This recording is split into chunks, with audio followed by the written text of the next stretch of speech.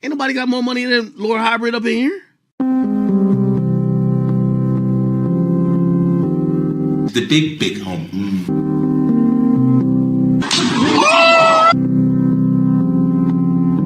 Thank you, Lord Hybrid.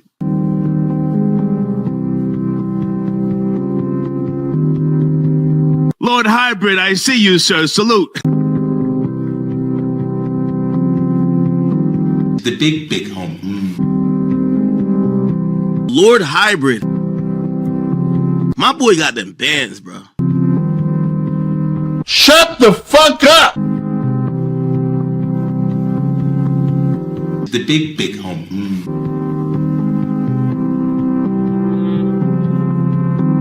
Thank you, Lord Hybrid.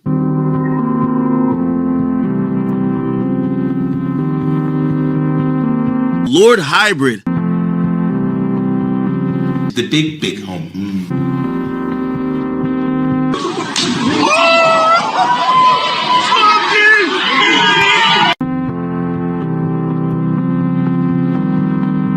Thank you, Lord Hybrid.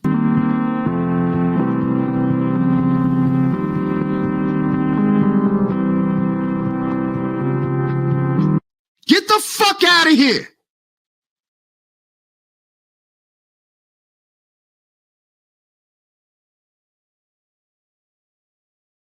Shout out to Lord Hybrid.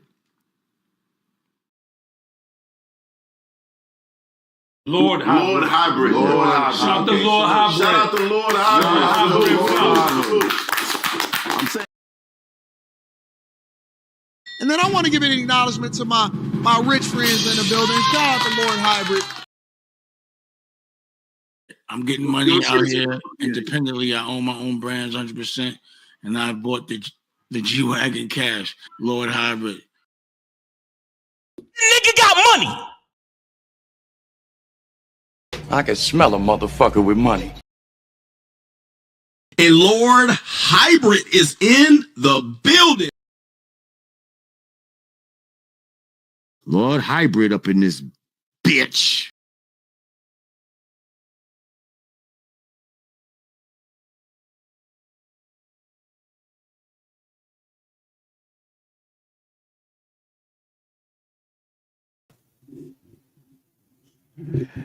Well, they finally let your boy out of YouTube jail, so it's good to have them cuffs off me, man. You know what I mean? We back. We definitely back. You know, I mean, it's a lot happened since I've been out here. It's a lot happened personally, my life.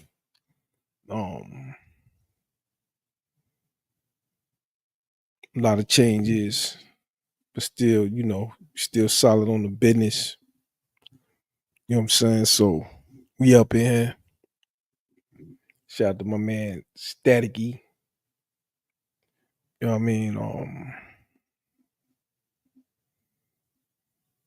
But yeah, as of now, I mean, I know it's been a lot of things going on in the market, and I was telling the fellas that maybe like 2-3 weeks ago, I dumped all my crypto, and I bought gold, and glad I did that.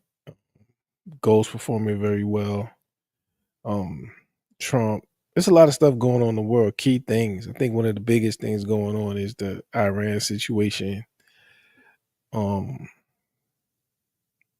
Ukraine, Russia, and domestically how the president is trying to rebalance our economy. So it's a lot of things that's going to be affecting a lot of people and a lot of changes that's going on. So, I'm not really here to talk about all that kind of stuff tonight, but fortunately I did a good trade and that worked out for me. I'm glad I dumped my crypto and I'm glad I bought gold. But I'm here to talk about, what am I here to talk about? I'm here to talk about I'm 51, my girlfriend is 20, and it works for us. Older men are winning. And I mean, older men are definitely winning out here. It makes sense that we're winning. Um, it's unfortunate in a lot of ways that we're winning, just simply due to the fact that it means that things have changed in the sense to where um natural processes have been subverted. Like normally in most animal species, including humans, the reproduction time in their lives is like early adulthood for most species. They start, as soon as they get old enough to start reproducing, they start reproducing. And for many societies, and especially in the West, but it's spreading. The young people don't want to reproduce. They have other ambition, and it's now becoming more feasible for men to delay reproduction. um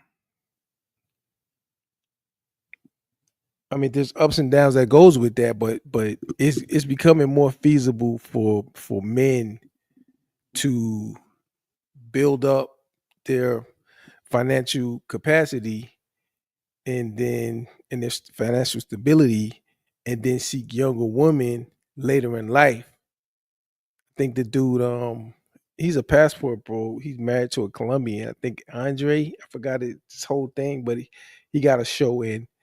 He's having his first child at the age of 57 with his Colombian wife. He's living down there with her. So we are still viable later in life.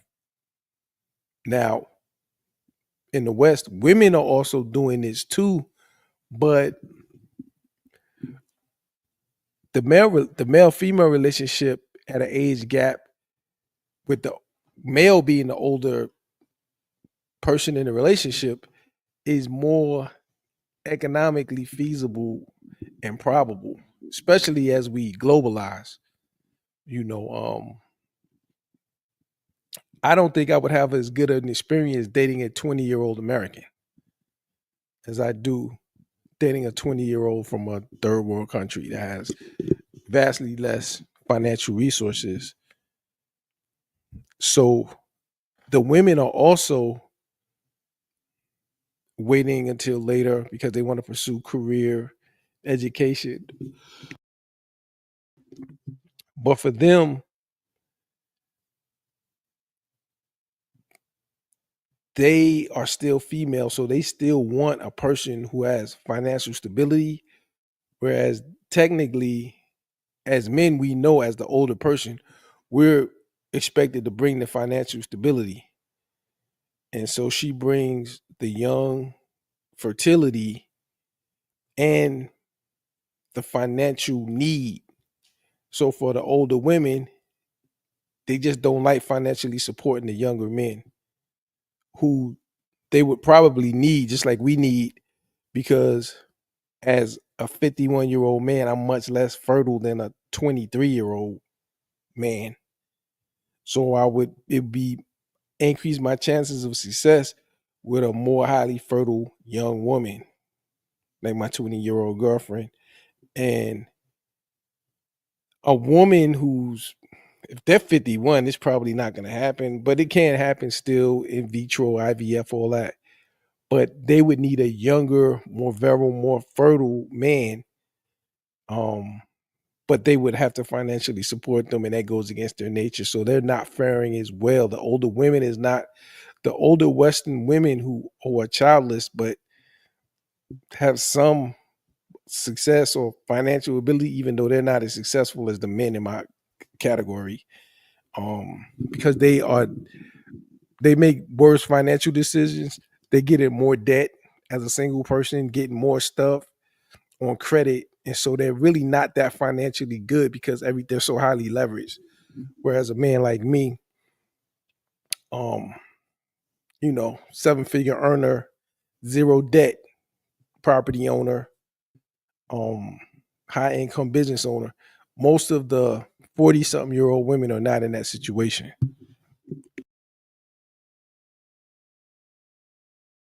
So just the economic compatibility between the older woman and the younger man it just isn't there. Shout out my man Gizzy. I see you out there, brother. Yeah, it's not as it just doesn't make as much. It's not going to be as successful for them. But it's still the sad part about it is that I should have probably 4 kids by now, 4 grown kids. I should have grandkids by now. So it's still unnatural because I'm waiting later to be serious about initiating and forming a family. So that's unnatural. 100 years ago, most 51-year-old men be nearing the end of their lives and they would have grandkids, a whole lot of grandkids. I don't even have 1 kid. So, but the old dudes out here, we're still winning, man. I see us winning everywhere I go. I see older dudes winning. And even Trump's press secretary, I think it's Caroline Leavitt or Levitt. I think that's her name, Levitt. She's 27.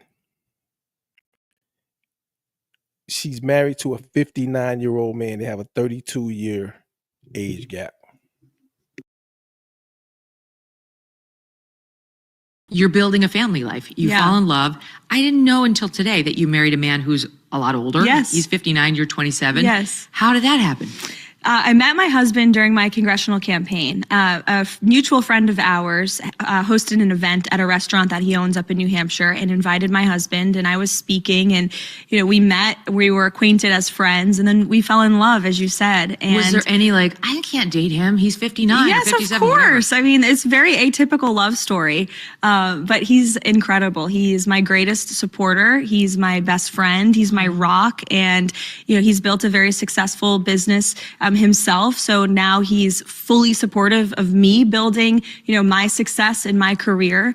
And he's the father of my child, of course. And he's the best dad I could ever ask for. And so supportive, especially during this very chaotic period of poor life. Man, he had no idea what was going to happen. I say, I walked into your life and it's been a circus ever since, but God bless him because he's fully on board. So they have a 1-year-old son, this financially stable 59-year-old man who is married to the press secretary of the president of the United States. He's a 59-year-old man, but he's a businessman. He's a multi-millionaire real estate developer, and they both reached their peaks. And the thing about the gender differences in terms of your prime years.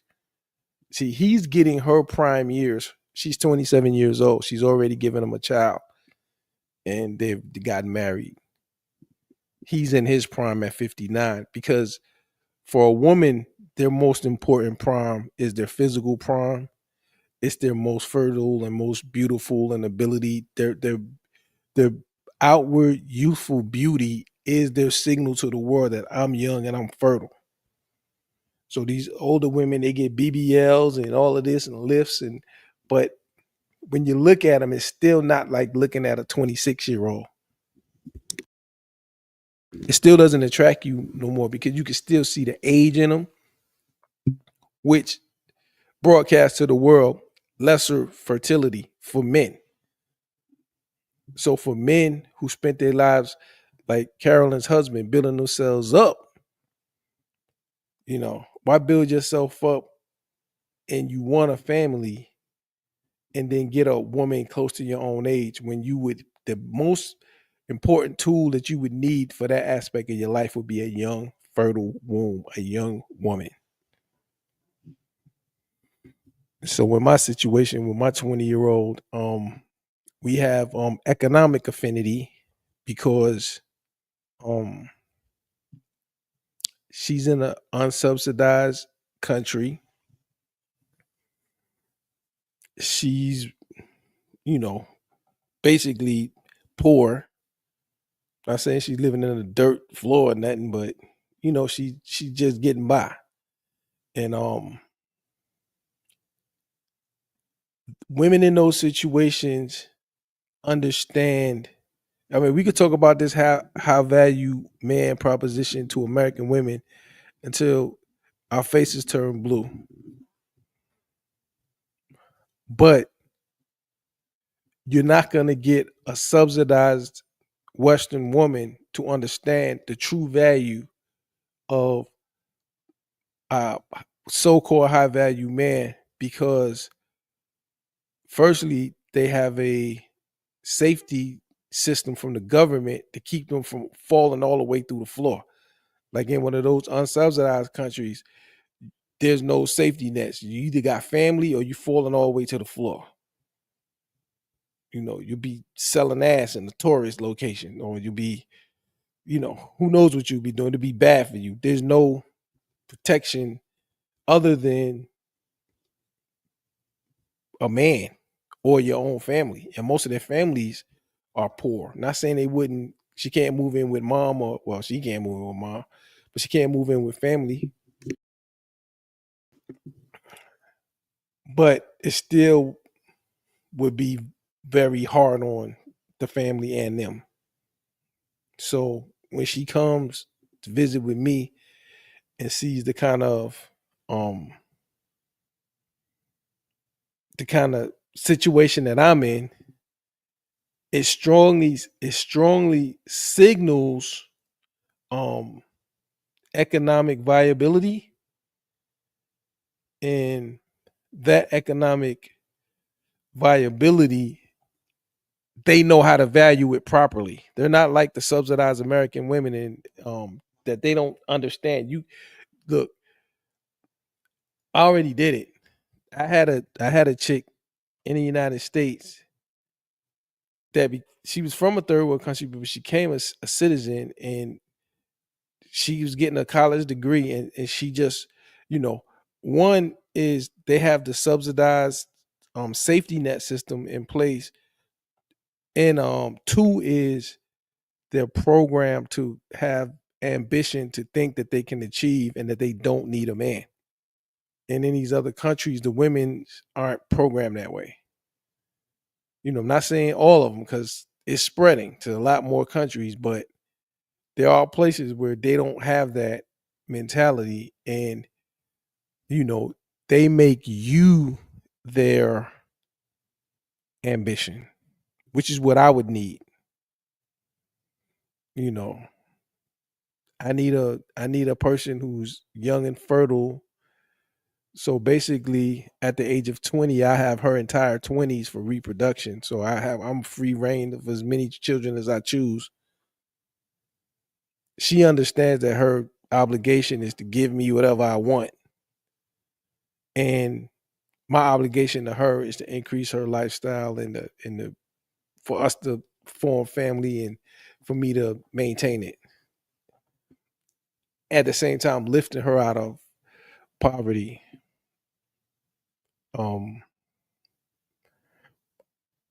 I don't want her to live here. She don't want to live here. I want to live there, but not necessarily with her all the time. And I definitely won't be living there full time. So for me, being a person who's needs space and who's productive, that's a better, more compatible situation for me. Also lessening legal risk. I try to tell dudes with money, every chick, especially famous guys with money. That's why I'm glad I'm not famous.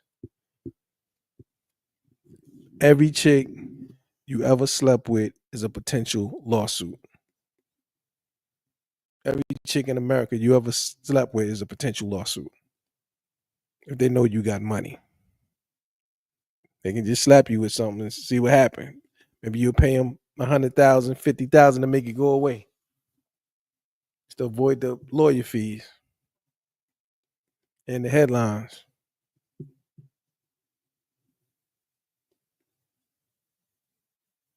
So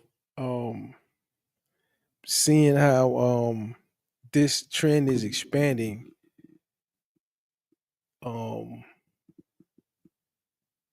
I had to think about my own little personal situation. Like,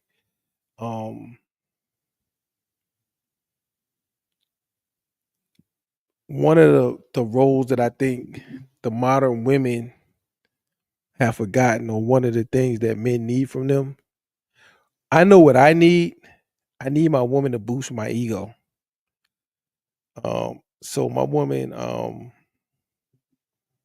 you know, the moldability aspect comes in as well, where I can program her to do what I need. And it's, with the new form of communication, like people from Gen X and stuff like that, which I think, as far as dating goes, I think Gen X is the luckiest generation in dating for single men, as we aging single men, whether it be by divorce or just never been married, been bachelors. This is the best generation. Everything kind of, it seemed like it was leaning against us when we were in the traditional mindset in terms of wanting to be married. Like when I was in my 30s, the social media came, and then the huge mentality and behavioral change in women in America came at that prime marriage age, like in the 30s, mid 30s for me, like 15 years ago. 15, 16 years ago, the social media just took over, the Instagram, the Facebook, and all that stuff. And women their behavior totally changed. So we felt like, as Gen X, we got cut out because it damaged not just men who were probably about to get married, but men who had already got married. Now in comes social media and your wife's, posting too much, posting your business, reconnecting with other people that you don't know about. They have more capabilities, communicate privately with anybody they choose without your knowledge. And that affected and damaged a lot of marriages, as well as men who were planning to marry not being able to navigate the new behavior patterns of women due to social media. Yeah, because they have all of this private communication access, as well as because they have so many people following them and looking at them and simping for them digitally. They think they have unlimited dating options, so they can't make a decision. So they just value their freedom, and then before they know it, they 40 something and they haven't gotten married, and now they're looking at Gen Xers, and we're like, we figured out, because the manosphere and all that stuff came and taught us. We taught each other and taught ourselves how to navigate women. That's why a dude like me with money won't date domestically, because even the young ones here, they just not dateable.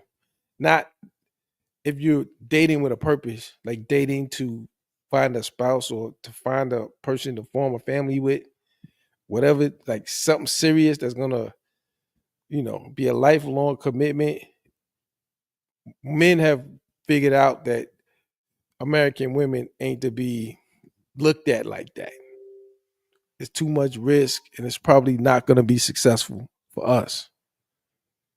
Plus, I can get a much more attractive woman. I mean, My 20-year-old, I'll say, she sexually worships my anatomy, which boosts my ego. 100% obedient. And I was telling my homeboy, like I was telling my homeboy, like if you loving a girl, like I remember back in the day, like when I was in my early 20s in college and stuff like that, when a girl really liked you, the girl became annoying. But now a girl got that I don't need you syndrome, where they already juggling 3 dudes, and you the sugar daddy, he the good dick, he the whatever different needs. He's the thug bad boy, he's the good dick, he's the sugar daddy paying, so they living like that. So they don't even have time to annoy you because they got their own life. Then they got all these guys. Then they're on social media and they're constantly chatting and text. So really, you're not really gonna be annoyed by her because she's preoccupied with other things. You're just gonna be able to have access on her terms.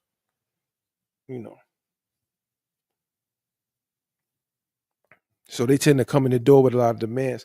But my youngin is like, she's annoying. You know what I mean? And I was telling my boy, I was like, yeah, we got to get back used to annoying because he got a chick now, and she's more into him. And yeah, when they're into you, they're annoying. So I have to manage that without pushing her away.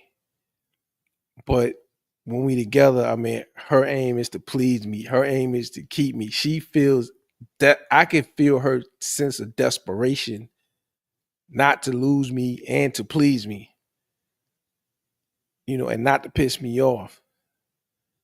So that desperation is something that I need, that feeds my ego because it makes me feel valuable. And these women don't know the importance of, that we need you to value us to boost our egos, to make us feel valuable and important. Because basically, as men, productivity and being valued and being respected is probably our top things.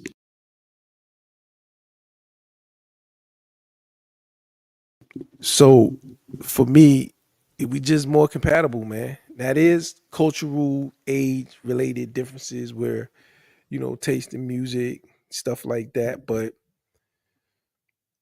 one thing about the chick I got is, she wants to, when she's with me, she wants to be she wants to be doing what I'm into. She wanna like what I like. She totally follows.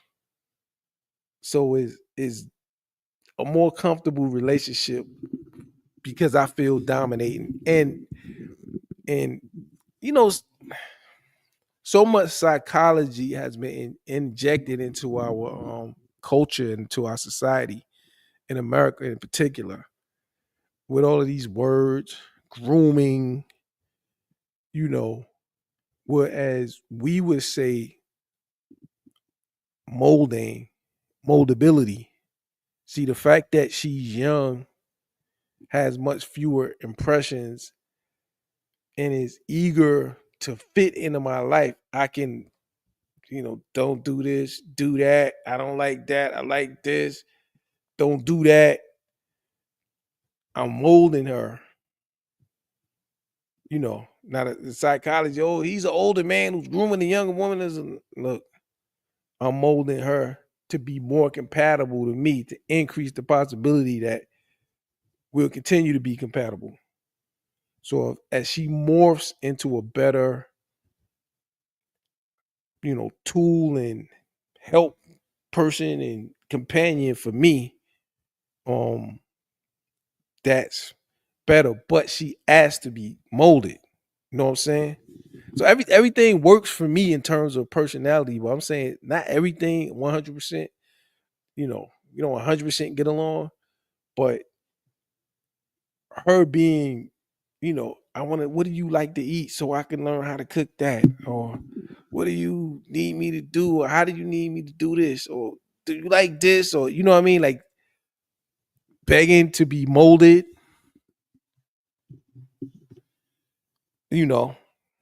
I don't know if that's available in the United States. I'm too risk averse to even find out. I don't even want to date here. You know what I mean? I would like to have a chick to do certain things with, but really somebody to be taken seriously, or I could be like having unprotected sex comfortably. If I'm in some raw pussy in the United States, I'm very uncomfortable and nervous. Because if a child is produced, then I'm gonna be dealing with the court system, and now that somebody gonna be all up in my money and demanding certain amounts and involuntarily extracting money, and then that being used and leveraged to custody and creating a contentious co-parenting situation, and maybe possibly even blocking me access to my child. So it's like too much potential government interference in my finances for me to feel comfortable having unprotected sex with an American woman.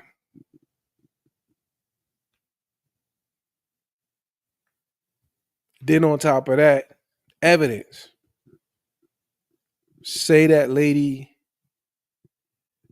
determines or becomes aware that I'm a person of means. Now, unprotected sex, I'm leaving DNA in there. So what we found is DNA in there.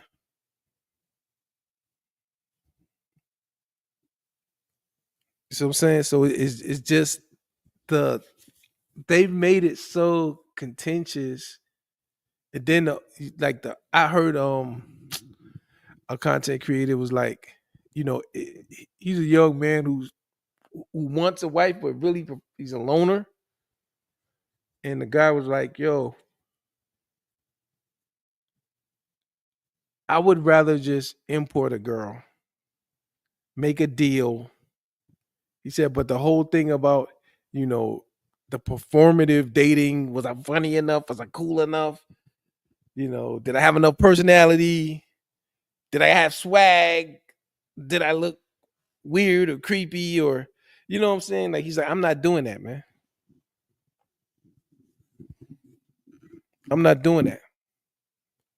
He said, I can't do that. I agree 100%. It's XY. Yeah, everybody's a psychologist. Yeah, see, you got mommy issues, or you've been hurt, or you don't know nothing, man.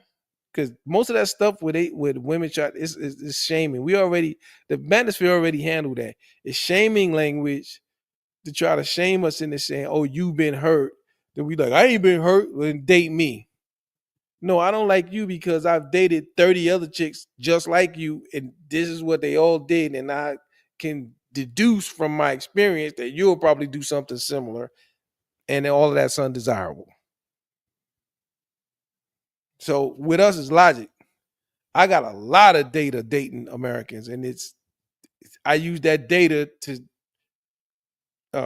calculate that I don't want to date in America, particularly and especially Black American women, especially in the age ranges that makes sense for me, which is in the 20s somewhere, or at the latest, very early 30s, where there's some fertility window left. But for me I'm dating with intentions of family formation, and what the key thing that I need is fertility window. That's the key thing that I need. So that creates the compatibility with me and a 20-year-old.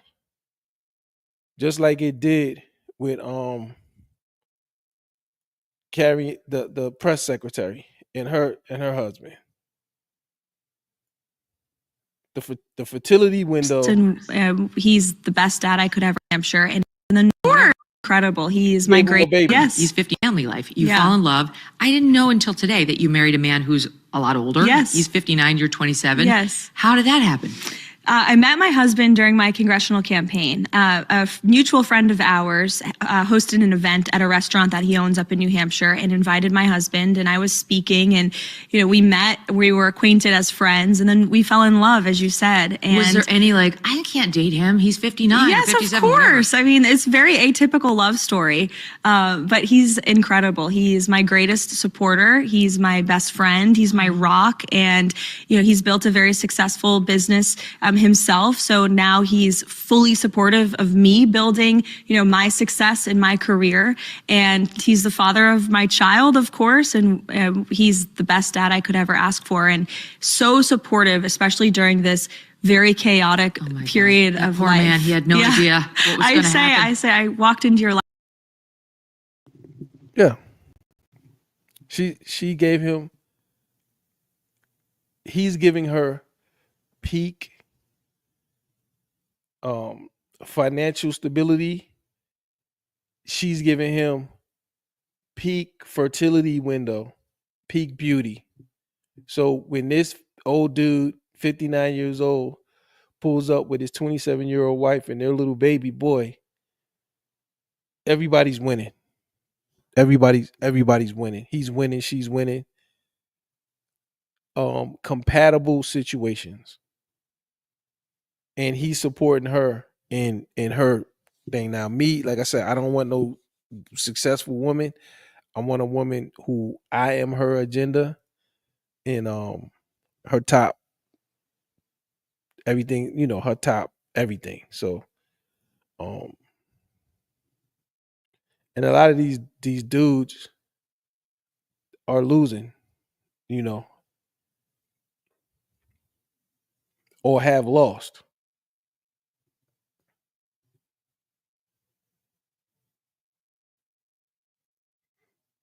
Now, this is here's a man who dated somebody and married somebody his own age or close to it. What's the dating life like for? Because I need, I'm headed towards 62, bro. I don't date. I'm happy. You happy? Mm-hmm. I wake up in the morning like a kid. You run outside and you come home smelling like pennies. I could do whatever I want to do. There's peace in my house. Right. I don't have to, hey, we good? You all right? You need anything? Yeah, I don't. He was walking on eggshells in his own home. He said, there's peace in my house. There's peace in my house. Like, I'm addicted to living by myself. I have peace. I mean, it's not perfect, but I got peace in my house. I could not. I've been by myself too long. You set in ways then, huh? Mm-hmm. So you ain't getting married no more, huh? No. I never say never. Right. Because if some woman can climb over the wall of resentment and the bile that I have in my all the stomach, checks you done had to write. Yeah. For 25 years, I've been writing checks, the alimony.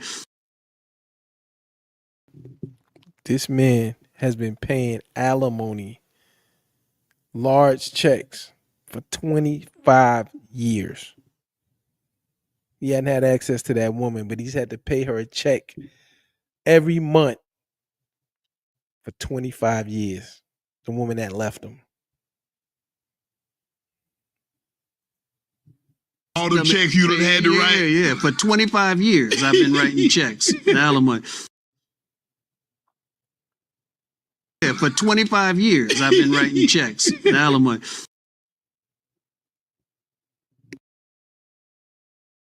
$25 years of paying a woman that you don't have access to. So he had children. He was married to a woman, but he realized in time that situation for him, even though he found success earlier in life. So he was a young man who was famous and rich when there were very few rich, famous black people, black men. Like they existed, but they do, you know, everybody's famous now, but like back in the early 90s, the late 80s, you know, you weren't famous. Most people weren't famous, and most blacks were not rich or even well to do. So he got married, and in that situation, him being young and marrying a person close to his age, that wasn't compatible. It cost them dearly. So the guys that's doing this And it's been a thing, circus ever since. But God, the guys that's doing this thing, they finding more success, and they're finding more compatibility, finding more happiness, and I gotta include myself in that number. This situation works better for me. Now, in addition, in this situation, which I mean, I'm not totally locked off all my options, but in this situation, I would be assuming the stepfather role, which is the dreaded role in you know, in the American masculine circles. Stepdaddy's bad, don't do it. Um I'm in a kind of I'm in a gray zone area because I haven't met the child, and I've decided I'm not going to meet the child unless she becomes pregnant for me. So she'll get a 2 for 1. Or shall I say, really, I'll get a 2 for 1 because I'll make sure that her son is in a better situation. Because ultimately, I'll probably end up buying a house in that place where she is, and and allow her to live there, and eventually give that to her if she's able to you know, do everything I need over time, and then get my kids to adulthood without violating me. Then at the end of it, hey, this is yours. You know, it'll be mine until the, you know, children that we produce are grown, and then it will be hers. You know what I mean? And I'm one of them people that believe in, you know, what I marry her is possible. Um, I just don't believe in divorce. I would marry her not in America, but in her country, and just set her up in her country. And even if we not together, we're not divorced. You know, because we able to live separate lifestyle because we live in 2 different countries. So even if we see other people, whoever I'm married, that's who I'm staying married to, and I'm not getting divorced. So I'm not saying I'm marrying this girl. No, I'm saying I'm not marrying a girl. Staticky asks, is that considered tricking? Staticky, it is considered tricking by people in the I would say mouthpiece, pimping, game type mentality, which they exist in the masculine space. I'm not invalidating them. I disagree with them, but to them, um, you know, that's probably would be considered tricking. Um, I use a reward system. So, for example, um, when she had lost her job, um, like in a lot of countries, where she told me like when a woman applies for a job, she has to take a pregnancy test, and if they test and she's pregnant, she can't get the job. Um, but after she had her baby, she got fired. So I came down there. I just got back uh last week. Um and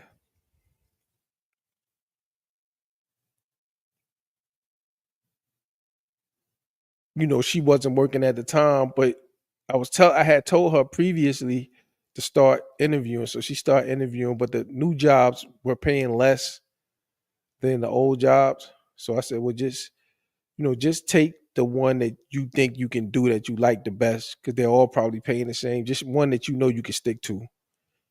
And I'll make up the difference for you, which is not a lot of money. So after I left, she was annoying me, texting me, you're not responding, this, that, and the other. And I was buried in work when I came back. So I said, you know what? Look, you need to go get a job. And she went and got a job the next day. And so today I sent her, an amount of money. And I said, this is a reward for you getting a job. You know what I mean? So when she does things that shows obedience and shows, I give her, rewards that she isn't expecting, and I'll tell her why I'm rewarding her. So she understands that being obedient to me. So part of my molding of her is rewarding positive reinforcement of certain behaviors. So by me sending her money today, is that tricking? The game guy or the pimping dude might say that's tricking, and that he has the right to his opinion. I don't necessarily believe in tricking in terms of, I don't see it as tricking. You go to work every day for a company, and they pay you. Are they tricking? No, they're compensating you for value that you give them. So when I use positive reinforcement, and then in a lot of these third world countries, they know a lot of these niggas that come to these places don't have money and they broke. They can tell by where you stand if you got money or you don't got money. But in many of them situations, for a woman to understand that you take her seriously, she's got to see you helping her, which is the same in America. I mean, if you get married or if you have a girlfriend, you're going to be paying bills, or you're going to be paying for dinners or helping her out with something. You got to pay for her beauty, get her hair done. She knows you take her serious when you start spending money on her. She knows you are of value to her. And I'm just talking about in a normal traditional relationship. So, being accused of tricking is not something that I even consider in my decision making, because the people who think like that, I don't agree with them. I have people that I have to pay to work for me in my company, and I'm not tricking on them, but I gotta pay them because they give me value. You know what I mean? So with her, my commitment to her is that I'll be there to take care of whatever situation it is, and that she'll have more financial stability and a higher quality of life being attached to me. I have to deliver that in order to show my value. I mean, so this is why I don't agree with tricking or I'm with game guys and pimp mentality guys, is because they don't acknowledge that it's a value exchange. She's bringing value, you're bringing value. So how do you display your value? You just being able to talk slick, that's value to another human being. So what, you her rapper. You not her man, you her rapper. You talk slick. She gonna stay loyal to that, but she can't pay her car note. Or she can't get something she need, or she have an emergency and you ain't helping. So I just don't agree with that mentality.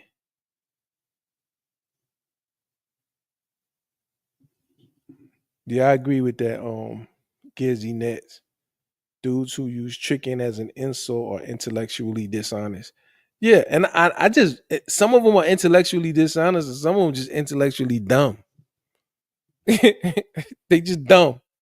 They're stuck in a mentality from a time in Black American culture when nobody had money and everybody was poor. So the thought of spending money to make a woman like you but we come from a at that time, most blacks, that's like the 70s, 70s and 80s, particularly the 70s, those 70s and 80s, most blacks were poor or lower working class. So to spend money to make a girl like you was like, we ain't got the kind of money to be blowing on nothing like that. You gotta pay you barely can pay the rent and the whatever. But now we live in me coming from an abundance mentality when in terms of money and women, for me to, I mean, if you having to, mortgage something, or you having to give up something of your comfort, or if you're having to not be able to pay your obligations in order to make a woman like you, well, I wouldn't agree with that. Wouldn't necessarily call it tricking, just be like, yo, you ain't there yet. You need to keep going up because you can't afford this. I can afford this. So it's you understand. I'm depositing 6 figures into the bank on a monthly basis, and I'm debt free. So for me, the couple of hundred, 200, 300, 500, even 1,000 on a monthly basis, multiple thousands is not really a thing to me. Like, it's gonna impact me financially. But what I'm contributing at the moment, I know if she became pregnant or whatever, of course I'm gonna kick in way more. But at this juncture, I feel I'm getting a good deal. I feel I'm getting a good deal. That's more what I'm concerned with. Not putting myself in a negative financial position over because of a relationship or to retain a woman. The hatred towards tricks is a carryover from white hunkies buying young black women on street corners. Is impotent rage I can't get behind. And trust me, it wasn't just white hunkies buying them women off the corner, black women off the corner. It was niggas too. You know what I'm saying? Pussy is universal and everybody buys it. You know what I'm saying? So, or should I say all kinds of different people buys it. All kind of different men. White, Indian, black. But I see what you're saying. You know what I mean? I see what you're saying. And for me, the stepdaddy thing, I just feel like it's a case by case situation.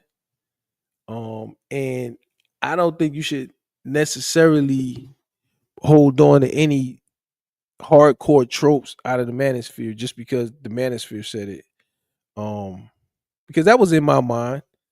And I can tell you a benefit, especially in this situation, to having a woman with a kid. The kid keeps them out the streets. If she didn't have a small child that needed her constant care and attention, she'd be in the streets more.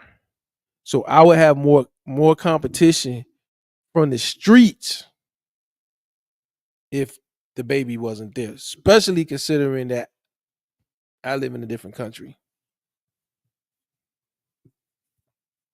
Yeah, the streets would be a bigger thing. And in these days, at least you got a real woman. You know what I'm saying? So kind of different new kind of women that didn't exist before that we don't want.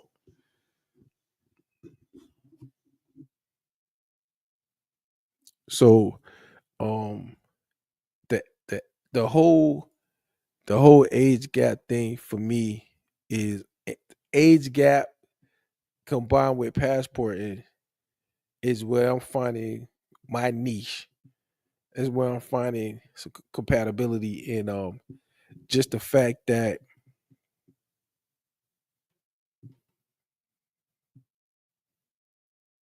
the fact that when you take all of the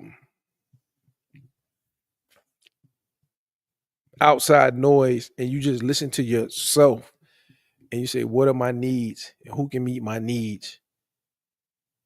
That's my guiding star. What do I want? What are my goals? What are my needs? Who's able to meet my needs? So if a young, extremely young woman with a lot of fertility window left is available, that's the top of my needs. Then the attitude of moldability, obedience, respect, and I used to always say back in my like hardcore domestic sugar daddy days was you're buying the illusion, you know. You want to get lost in the sauce. You're paying her to make you feel like it's real. So do I feel like it's real for her? I do feel like it's real. Is it real? Doesn't matter. I'd like it to be real, but as long as it feels real, that's all I got because there's people who got married thinking it was real and it wasn't. You seen Tyrese crying on the internet multiple times and still doing it. He thought it was real. It wasn't real. So for me,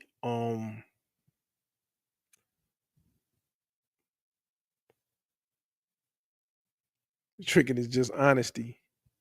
I think tricking is just your situation, your economic relationship with your woman.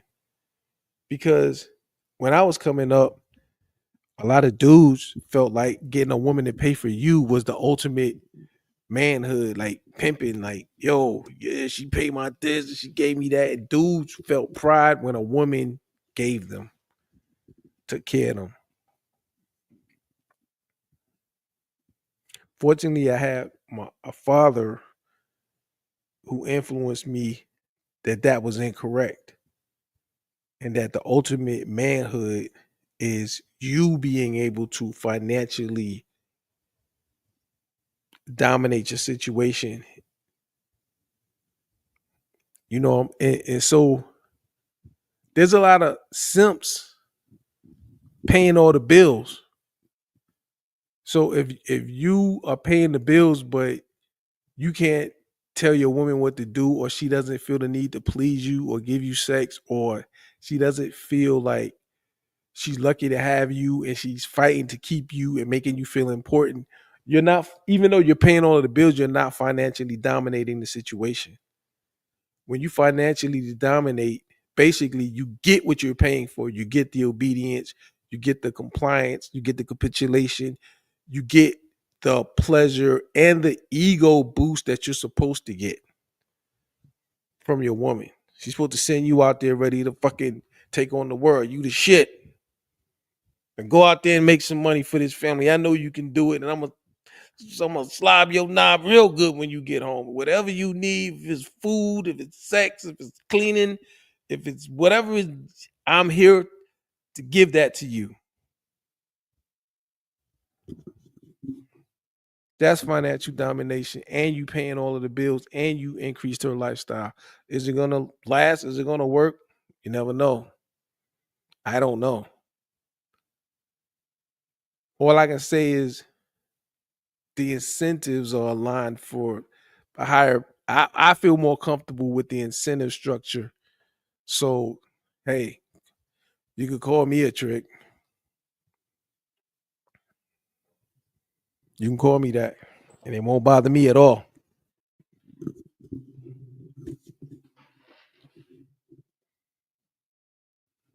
$100%. Her not being able to fuck you over is greater than it being real. Couldn't agree more. Because worst come to worst, I can pull out and be on about my way with all my money.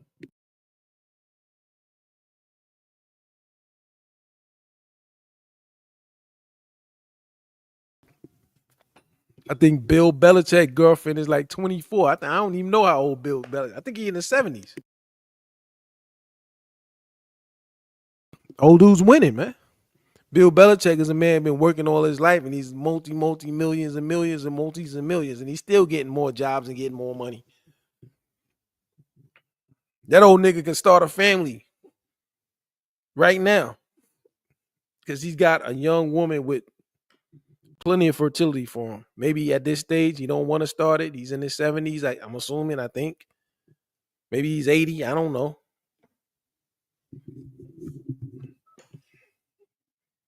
But he got the hardware to start a family in his 70s because he got a young woman, a young, very fertile, beautiful, attractive, healthy woman. He's got a womb there. Big Daddy needs some babies. You got a good, young, strong womb there.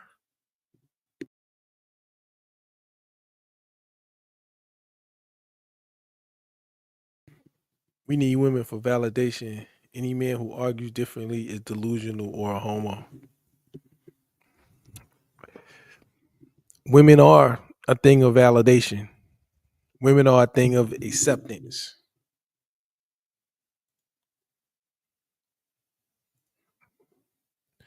Validation, acceptance. But for me, ultimately, my number one need from a woman is procreation and then compatibility in terms of it's not going to bring stress to my life or unhappiness or any type of negative in situations is not coming to me because I'm with her. So, you know, we winning. The older men are winning. I think, and I think that I think the men in their 30s, because we've been so used to chiding the women in their 30s, but men need to understand. Like I see a lot of these dudes, academics, Myron, Fresh. I'm assuming these guys, are in their 30s. If they don't have children, excuse me, if they don't have children, they're behind. I'm way behind. I'm so far behind in terms of naturally what should have been happening. Those guys are behind. And I don't see them planning families in their 30s. These men have success now. So I mean, we act like there's not a wall for us, but that's incorrect. There is a wall for us as men. And I did some research on that.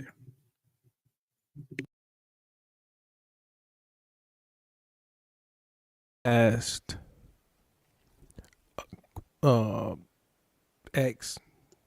X.com, formerly Twitter, Elon's AI, which he sells, markets as the most intelligent AI, about male fertility, and basically asked, what is fertility of a 50-year-old American man compared to a 23-year-old American man?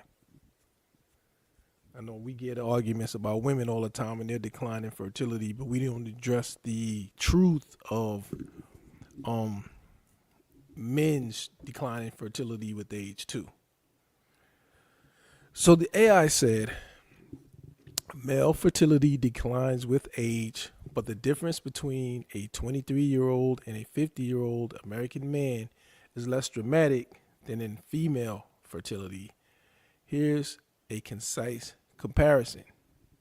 Okay, so it's less dramatic. Like a 50-year-old woman is pretty much infertile beyond, they may have already gone through menopause, but their fertility is extremely low. 23-year-old man, peak fertility, sperm count, motility, ability to swim, and morphology shape are typically optimal, meaning best possible. Semen volume is around 2 to 5 milliliters per ejaculation with 15 to 200 million sperm per milliliter. So if you got 200 million and you dropping out 5, it's like a billion sperm. Woo! The risk of genetic abnormalities in offspring is low, with roughly a 1 to 2% chance of sperm carrying mutations that could affect pregnancy outcomes. 50-year-old man. Fertility is reduced, but still possible. Sperm count and motility decline by about 20 to 30% compared to younger men. So we're, let's say, 30% less sperm count and less sperm motility, with semen volume dropping to 1.5 to 3 milliliters. That would be per ejaculation. So whereas the young man has 2, we have 1.5 milliliters on the low end. Where they have 5 on the high end, we have only 3. So significant decreases in volume for men of my age compared to younger men. So they super soaking and we just water gun squirting. Motility may fall off 40 to 60%. So we lose 60% of our mobility in our sperm, and up to 60%, and at least 40%. And abnormal sperm morphology increases. DNA fragmentation, damaging sperm DNA, rises, doubling the risk of genetic issues in offspring. So we got twice as likely to have a genetic problem with our offspring. So we have a 2 to 4% chance of mutations, which is still pretty low, 2 to 4%. I think, that's 96% chance. That's 98 to 96% chance that we won't have negative DNA. Testosterone levels may also be 20 to 50% lower, potentially affecting libido and sperm production. However, healthy 50-year-olds can still father children, though it may take longer to conceive, 6 to 12 months versus 3 to 6 months for younger men. So it's going to take us twice as long to conceive as older men. Key factors: lifestyle, smoking, obesity, diet. Fortunately for me, I'm pretty healthy and I live a healthy lifestyle. Health conditions, diabetes, hypertension, environmental exposure, toxins, radiation, impact, blah, blah, blah, have a cumulative effect by 50. Okay. So all of those negative things affect both age groups of men, but our impacts are cumulative. So basically, we got 50 years of EMF damage and all of that, and they only got 23 years of it. So we have more cumulative damage. Data suggests a 23-year-old has a 20 to 30% higher chance of achieving pregnancy per cycle compared to a 50-year-old, assuming a healthy partner. Okay, so they got a 20 to 30%. That's not a huge advantage, but 20 to 30% is still more. It's like if you make 70,000 and I make 100,000, still making pretty much decent money, but 100,000 is a lot better than 70,000, but 70,000 not absolutely terrible. Okay. So I did ask about conception rates, because it asked if you want specifics, example, stats on conception rates or health interventions, let me know. So I asked about I asked for a comparison on conception rates between the 50-year-old and the 23-year-old American man. Okay. 23-year-old, peak fertility. At peak fertility, a healthy 23-year-old contributes to a per cycle conception rate of about 20 to 25% with a fertile female partner. Over 6 months, The cumulative pregnancy rate is about 70 to 85%, and within a year, it's 90 to 95%. Okay, so they'll get her pregnant quicker. So per cycle, they got a 20 to 25% chance. Per 6 months, they got 70 to 85%. And within a year, that's 90 to 95. So within a year, they definitely gonna get her pregnant. For a 50-year-old man, fertility declines due to reduced sperm quality. The per cycle conception rate drops to 15 to 18%. Okay, so the per menstrual cycle conception rate is only 18% max, where it's 25% max for the younger man.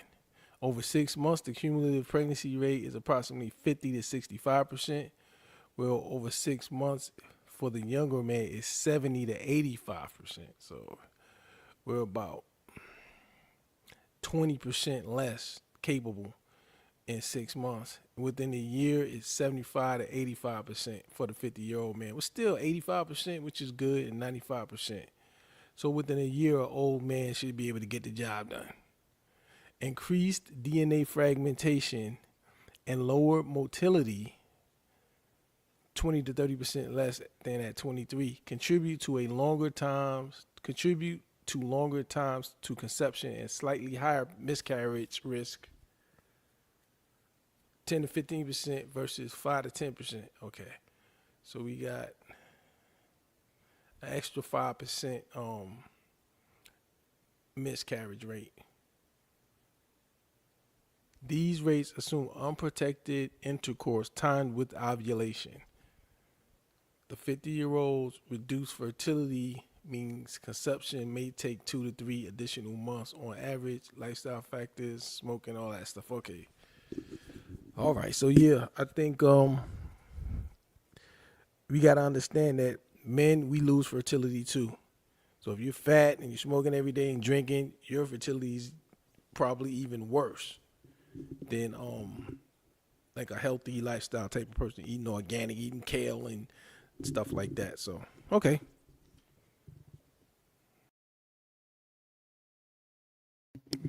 Yeah, so I think I see a lot of these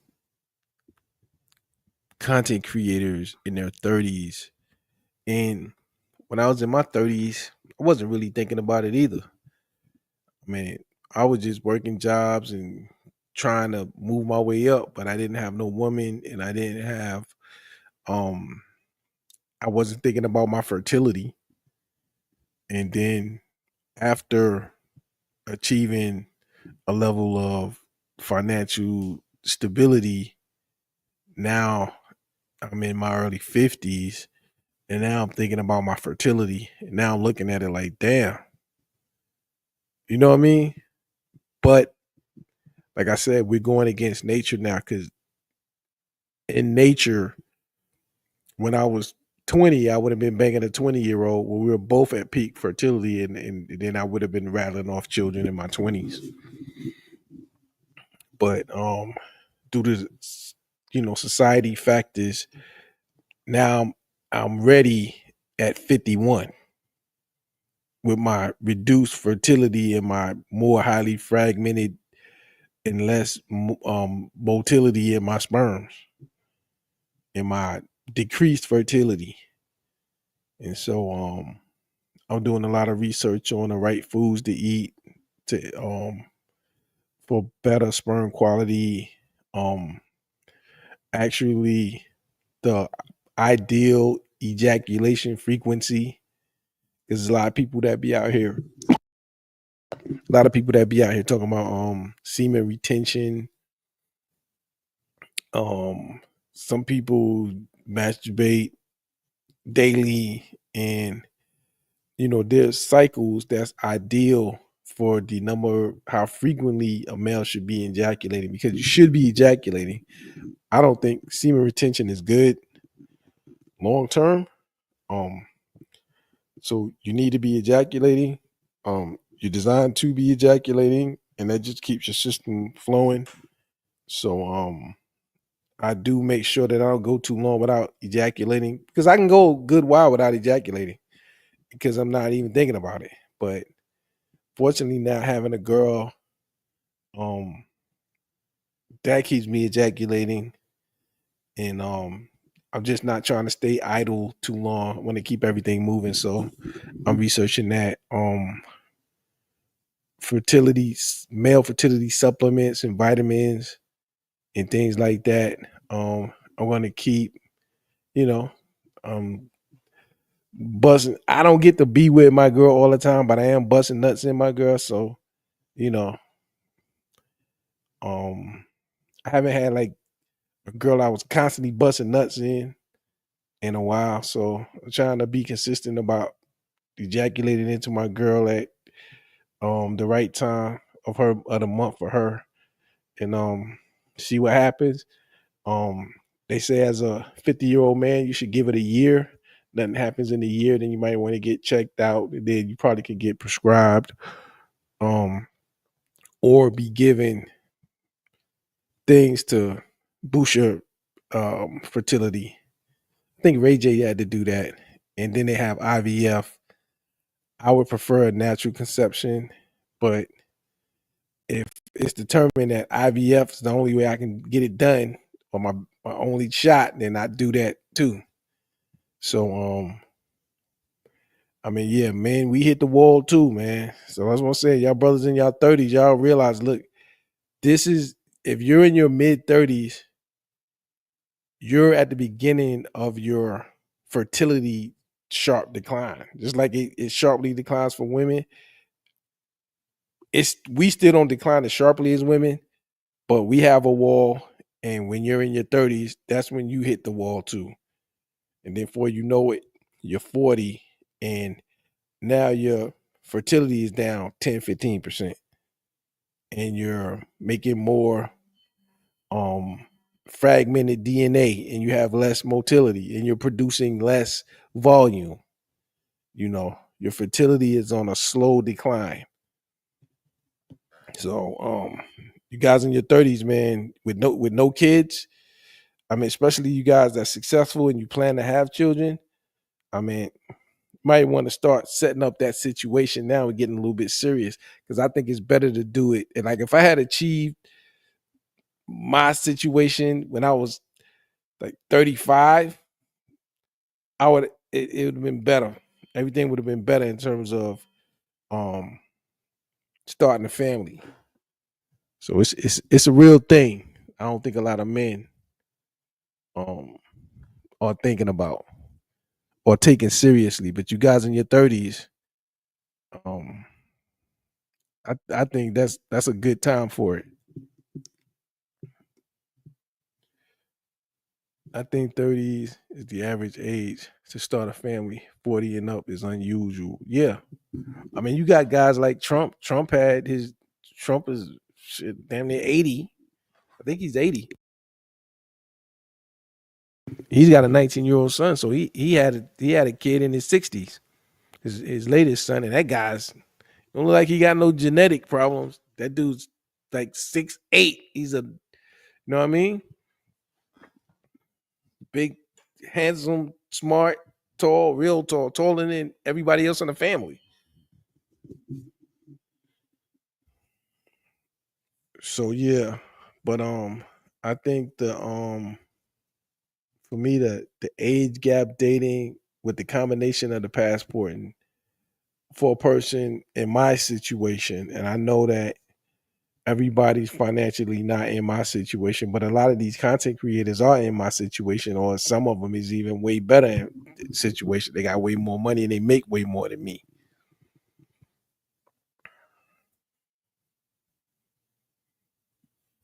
So yeah, man. But yeah, that's what's going on, man. But I'm out of YouTube jail, you know what I'm saying? Back up in this. And I got another channel, and next stream I'm gonna promote it. But it's just good to be back with the fellas. Ain't nobody got more money than Lord Hybrid up in here. The big, big home.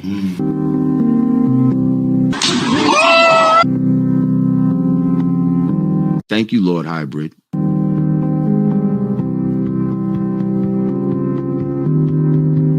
Lord Hybrid, I see you, sir. Salute. The big, big home. Lord Hybrid. My boy got them bands, bro. Shut the fuck up! The big, big home.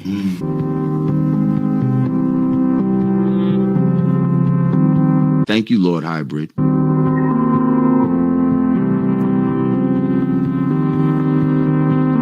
Lord Hybrid.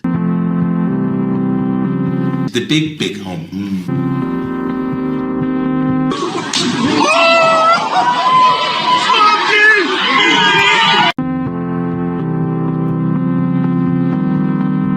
Thank you, Lord Hybrid.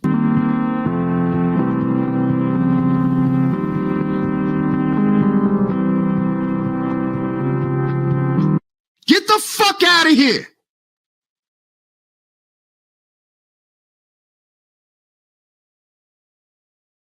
I told you this, nigga. In business, the goal is for you to become independent and be the boss, take the responsibility, and also get the profit. I ain't got no motherfucking boss.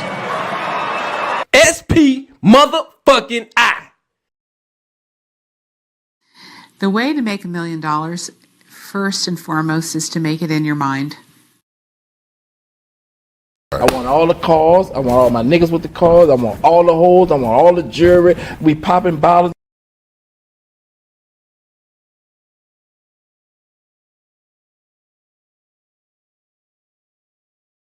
When you look at what Lord Hybrid is saying, he's right about all that, really.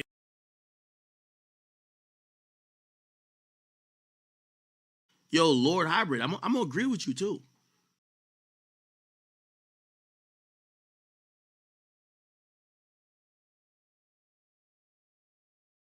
You know, and my daughters, you know what they're being taught to be? Wives and mothers. Oh, you want to be ignorant. No, college is what makes you stupid. When trying to be a man goes wrong.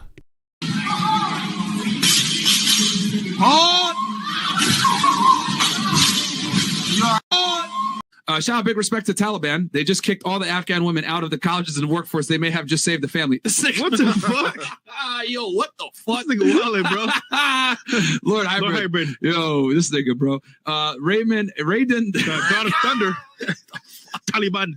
Yo, y'all got no chill in the chat, man. Stay the fuck away from these hoes. The dumb motherfuckers, like, god damn. Again with the money? Yeah, again with the money. What the fuck you know about what I need on my mind, motherfucker? You ain't black.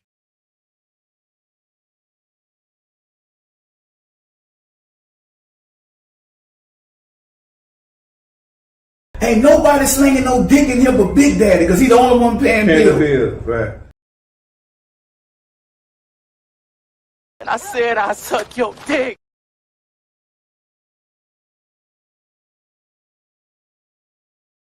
Suck a dog dick, nigga. Fuck you, nigga. He's a fag. I hate you. I hate you too, little nigga.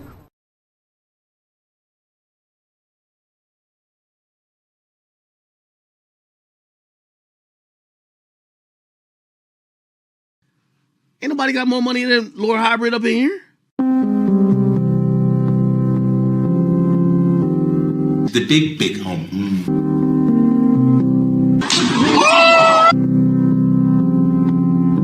Thank you, Lord Hybrid.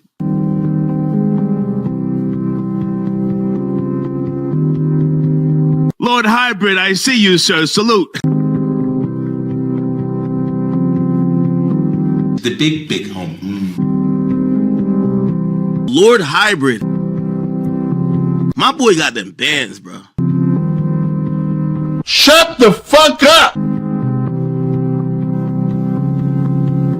The big, big home.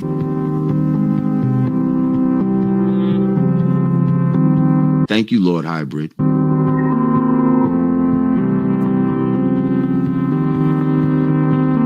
Lord Hybrid. The big homie.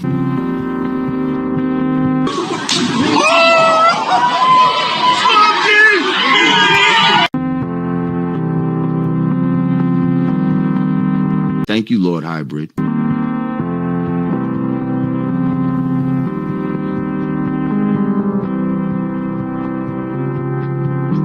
Get the fuck out of here.